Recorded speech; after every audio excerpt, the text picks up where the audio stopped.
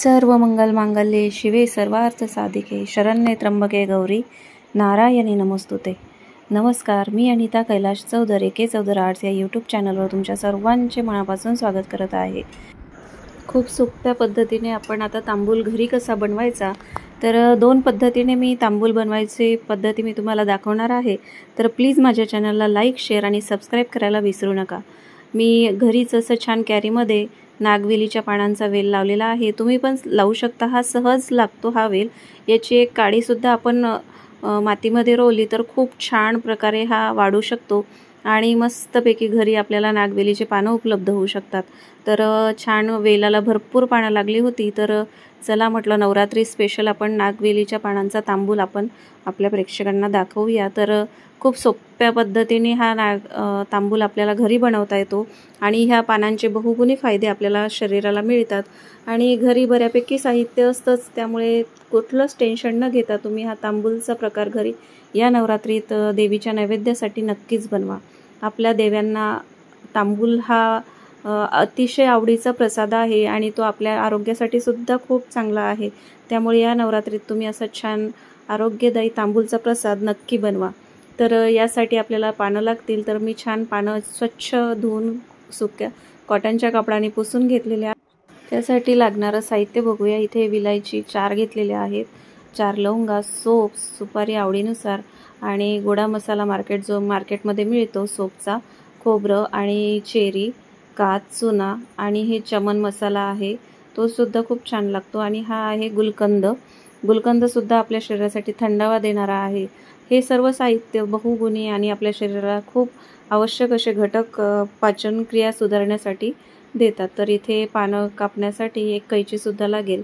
तर सर्वप्रथम आपण पानांचे देठ काढून घेऊया आणि हे पानं अतिशय छान कोवळे सुद्धा मी घेतलेले आहेत, मोठे छोटे सर्वच घेतलेले आहेत। फ्रेश घरचेच असल्यामुळे प्रश्नच नाही, खूप छान असे पानं मला उपलब्ध होतात। तुम्ही सुद्धा खायच्या पानाचा वेल घरी नक्की लावा। तर कमी जागेमध्ये कुंडीत सुद्धा हा वेल लागतो आणि खूप लावण्यासाठी सोपी पद्धत आहे, तर तुम्ही नक्की लावा। असे छान पानं आपण कैचीने कापून घेऊया। तर मी इथे 2 पद्धतीने तांबूल कसा करायचा ते सुद्धा दाखवणार आहे। दुसरी पद्धत म्हणजे आपण मिक्सरच्या भांड्यात सुद्धा पानं वाटून घेऊ शकतो मिक्सरला आणि कैचीने कापून छोटे छोटे असे तुम्ही बघू शकता। तर असे कापलेले एकदम बारीक कापायचे कैचीने आणि मिक्सरच्या भांड्यात तुम्ही थोडे जाडे भरडेच टाकू शकता, कारण ते नंतर मिक्सरला वाटणार आहोत। तर सर्वप्रथम आपण चुना टाकणार आहोत, आपल्या आवडीनुसारच टाकायचा चुना आणि त्यानंतर कात टाकणार आहोत। कात मी छोट्या चम्मचनी 1-1 चम्मच असा कात टाकत आहे दोन्ही भांड्यांमध्ये। एका बाउलमध्ये आता जो आहे कैचीने कापलेला तांबूल जो हाताने बनवणार आणि मिक्सरच्या भांड्यातला तो मी मिक्सरला वाटून घेणार आहे। आता आपण यानंतर चमन मसाला जो आहे तो विकतच मिळतो मार्केटमध्ये, तो मी 1.5 चम्मच टाकत आहे। तर आता यानंतर गोडा मसाला म्हणजे सोपचा मिळतो मसाला सोप आणि त्यानंतर आपली घरगुती सोप जी आहे बडीशोप ती टाकत आहे आणि विलायची आता सोलून आणि त्याची पावडर करून घेऊया। इथे मी खोबरा कीस घेतलेला आहे, तो सुद्धा विकतचाच आहे, तो मी 2 चम्मच टाकलाय। सुपारी अगदी आवडीनुसारच टाकायची, कारण मुलं सुद्धा खातात, त्यामुळे सुपारी अगदी काहीतरी थोडीशी टाकत आहे। आणि सर्वप्रथम आता हा मेन जो प्रकार आहे तो म्हणजे ओव्याने पोटासाठी अतिशय पचनक्रियेसाठी खूप चांगला असतो, त्यामुळे ओवा तुम्ही नक्की टाका। आता आपण इथे विलायची आणि लवंगची जी पावडर केली होती ती टाकतोय आणि सर्व पदार्थ आपल्या शरीराला खूप चांगले असतात, त्यामुळे या नवरात्रीत तुम्ही तांबूल घरी नक्की बनवा आणि माझी रेसिपी तुम्हाला कशी वाटली मला कमेंट करून नक्की सांगा। तर आपण इथे आता गुलकंद टाकलेला आहे आणि मिक्सरच्या भांड्यातला जो तांबूल आहे तो मी मिक्सरला वाटून घेते आणि जो आता बाउलमध्ये हाताने करायचा आहे तो मी आता हाताने तुम्हाला मिक्स करून दाखवणार। दोन्हीही प्रकारे खूप छान तांबूल तयार होतो। इथे आता आपण थंडाई टाकतोय, थंडाईला अस्मानतारा सुद्धा म्हणतात। तर ह्या थंडाईमुळे घशाला खूप छान असा एक खवखव जो असते घशात ती होत नाही आणि थंडाईने तोंडाला चव सुद्धा खूप छान येते पानाची। सर्वच पदार्थ खूप छान आहेत। आता मी जे बाउलमध्ये मिक्स करते तर घरात असा छान सुगंध दरवळत आहे सर्व पदार्थांचा। तर जे आपण कैचीने कापलेलं आहे पानं ते आता मिक्स करून घेऊया।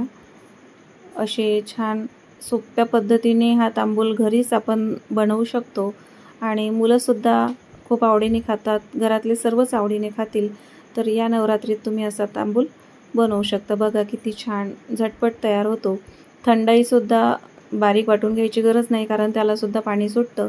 तर हा मिक्सरमधलासुद्धा मस्तपैकी आपला वाटून झालेला आहे मिक्सरला. तर आता 1-2 जिन्नस अजून आपल्याला यात घालायचे आहे, ते म्हणजे चेरी वगैरे वरून टाकूया थोडीशी. चेरी आपण वाटताना टाकणार नाही आहे, चेरी वाटून झाल्यावर टाकायची. आता इथे थोडंसं खोबरा किस घातला आहे मी मिक्सरला वाटलेल्या तांबूलमध्ये आणि थोडीशी चेरी टाकली आहे. आता हे सर्व व्यवस्थित मिक्स करून घेऊया. थोडीशी गोड सोपसुद्धा यामध्ये छान लागेल वरून, तीसुद्धा घालूया. आपण वाटताना गोड सोप टाकली नव्हती.